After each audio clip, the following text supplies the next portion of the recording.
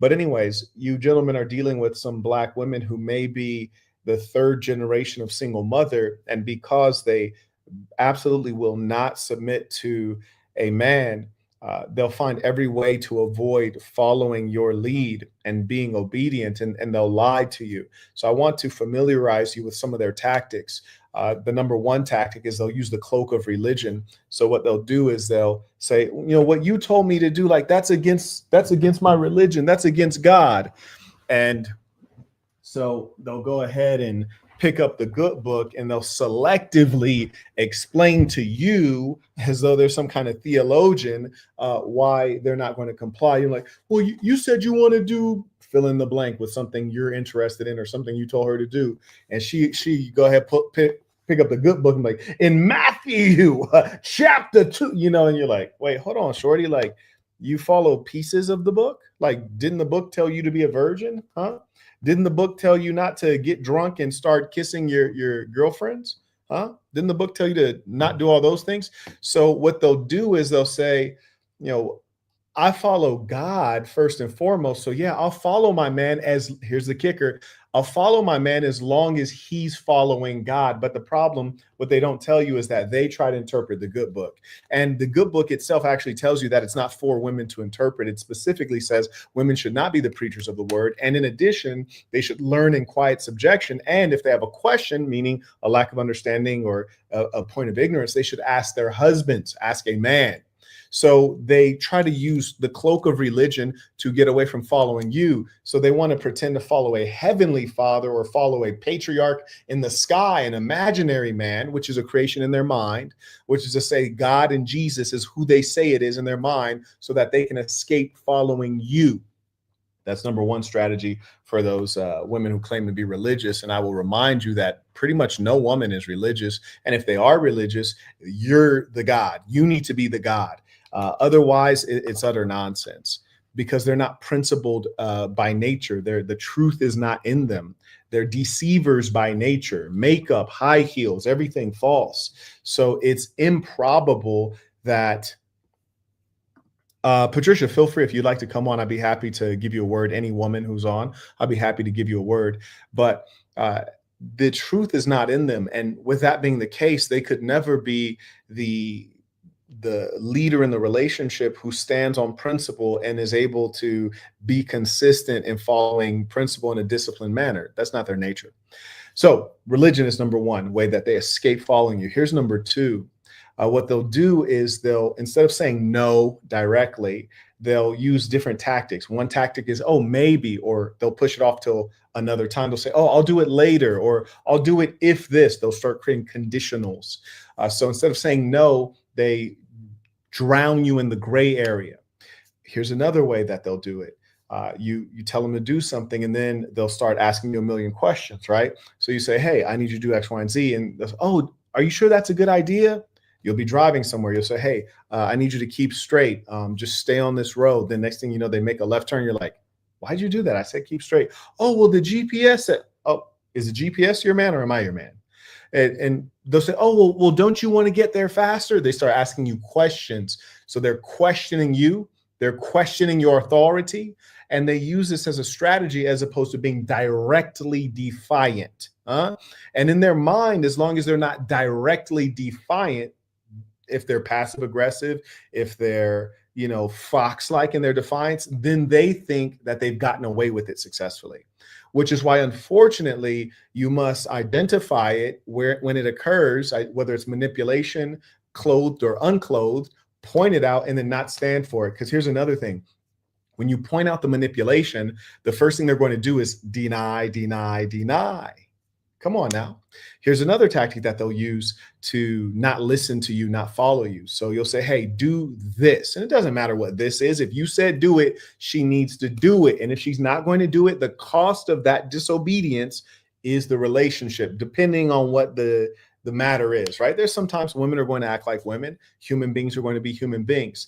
But if you're in a situation and you say, hey, love, what I'm telling you to do right here, this is an existential threat to our relationship. If you do not comply, our relationship is going to die. So then they decide not to comply. And this is an important thing to teach the children coming up. That's why I'm creating the training and event center. But anyways, you tell them, hey, you got to do this. And then they say, oh, no, I can't do it. Or, oh, no, I'm not going to do it. Okay, cool. Relationship's over. Then they want to start copying pleas. And what they'll do is they'll bring in other individuals as though the opinion of the community is what matters, as though the perspective of their mother, their aunt, their grandma, their best friend. Oh, I asked my girlfriend so and so, and she said that, that wasn't a good idea. Or she said that didn't make sense. Or she said she wouldn't do that. And it's like, I wouldn't care if the whole planet Earth got together and created a goddamn petition to support what you're thinking is right. It doesn't matter. What I said is law. You live in the United States of Marquettica. You got to abide by the law there. I don't care what's going on in the society. So the woman has to understand that you're her God, you're her government, you're her everything. You're her police department, you're her 911. And when she rebels against that, you can be sure that if anything ever goes wrong, she's going to snitch on you. She's going to call the police on you. She's going to sue you. She's going to become vindictive because she doesn't identify as a part of you and your family under your family name, So that's always going to be problematic. And they'll find a million ways to clothe disobedience. And one of the worst things that they'll do is they'll ask their mother, who's also a single mother, or their grandmother, who's also a single mother. And what they're doing is they're getting an affirmation of their errant thinking, not realizing that their errant thinking is merely a duplication of the person who is a single mother that created them. So it's a single mother or a soon to be single mother asking another single mother what to do. She doesn't know what to do. That's why she's a single mother. You could ask your grandmother, well, she's wise. Yeah, but she's also a single mother. So she didn't know what to do. She created a single mother. So they don't have the answers. I'm sorry. Gray hair does not mean wisdom. People who have a life outcome that is not what you want, you should not listen to them. I don't listen to people about money who have less money than me. I don't listen to people about fitness who are in inferior physical shape. So you want to listen to those who actually know. And here's the problem. We always want to think well of ourselves. I've noticed this very consistently, even with my mother, when she refers to her upbringing and her mother and her experience. Everything's so beautiful when it's remembered. I trust that when it was actually occurring, it wasn't so sweet. But she might observe something, whether it's on social media or in the society. My mother will say, "Oh, my mother would have never allowed that, or my mother would have whooped us for doing this, or my mother would have said that, and grandma was strict and this and that."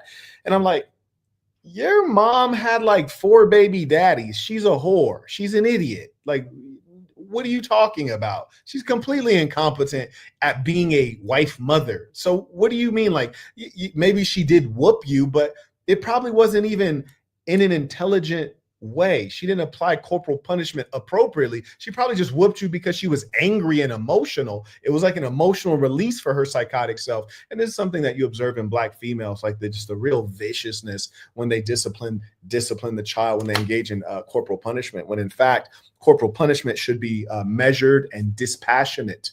But I say all that to say, life is better remembered, and people want to think well of themselves. So they want to speak well of their parents. They want to pretend as though their parents were right and wise and did the right thing. And they don't have the ability to objectively acknowledge, you know what? My parents were not good at this or that, or they screwed up, or they failed to teach me X, Y, and Z.